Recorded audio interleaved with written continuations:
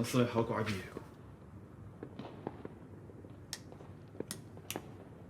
喎，上鬼算死鬼死，手机什么毒呢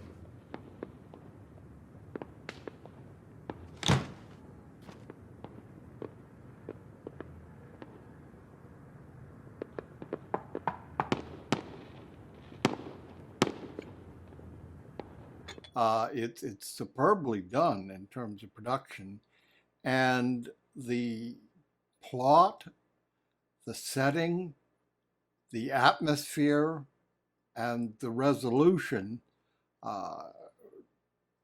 suggest that it has its origins in either a direct work of fiction or pieces of it.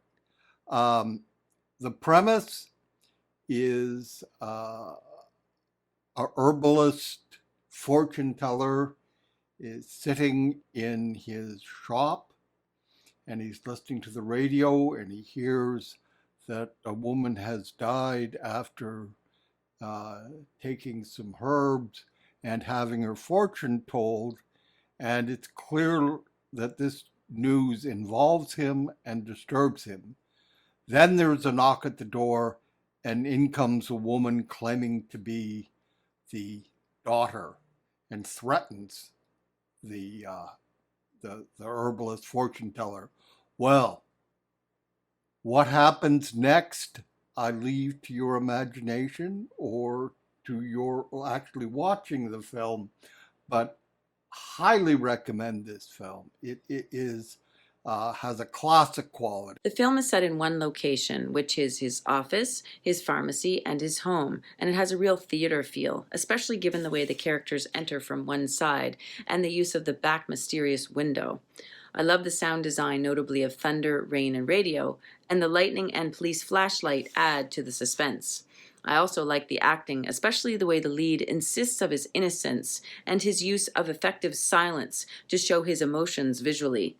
The camera movement, the motivated, well-executed, smooth camera movement, that wasn't camera movement for the sake of camera movement, but it added to the story and it added to the emotion and it added to the vibe.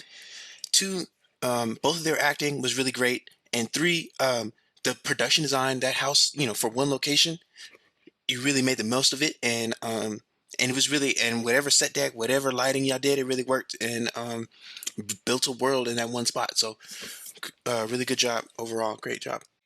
This man is telling people's fortunes and also providing them with this magical herb, and it's supposedly causing people to die, and it's all over the radio and the news, and this woman comes asking, under the guise of asking for a reading, and really she's there to confront him, perhaps more, over the death of her mother, who came to him and then died shortly after taking these herbs. And she had called the police to meet him there. And then just watching that interaction between the two of them, I thought was just so thrilling. Well, it gives me theater vibes for sure. It's kind of just one set, one entrance and exit.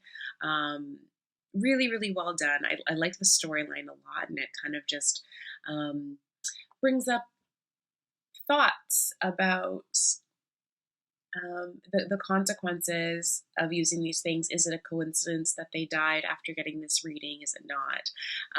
Just, interesting things to think about. I really liked this piece because I think it was set up almost like a stage play. I feel like the lighting and the entering and exiting and really relying on different sound cues for exposition. It was really reminiscent of watching a stage play being adapted to film, and I personally really enjoy that, so it was nice to watch.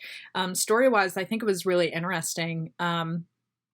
This man selling drugs, these mystical kind of magical drugs, being accused of murder, and just watching this all play out while he didn't really expect that coming. I think it was a really interesting idea, and that mixed with the staging of it all made it really, really interesting to watch. They have a nice, humble setting. It's just a regular day with someone that sells potions for healing. So it is quite a mysterious plot, and they have great performances. It's just sort of magical thinking and the consequences of believing in those magical healing techniques, and then it comes with an impulse killing and the consequences of that. It has some nice special effects for the rain and the lighting, and then we have the police showing up, and it's just a sort of downhill from a very specific action in the beginning, and it's all over the news, and it's coming from there, and the misunderstandings. It was just thrilling and quite entertaining. I really enjoyed it.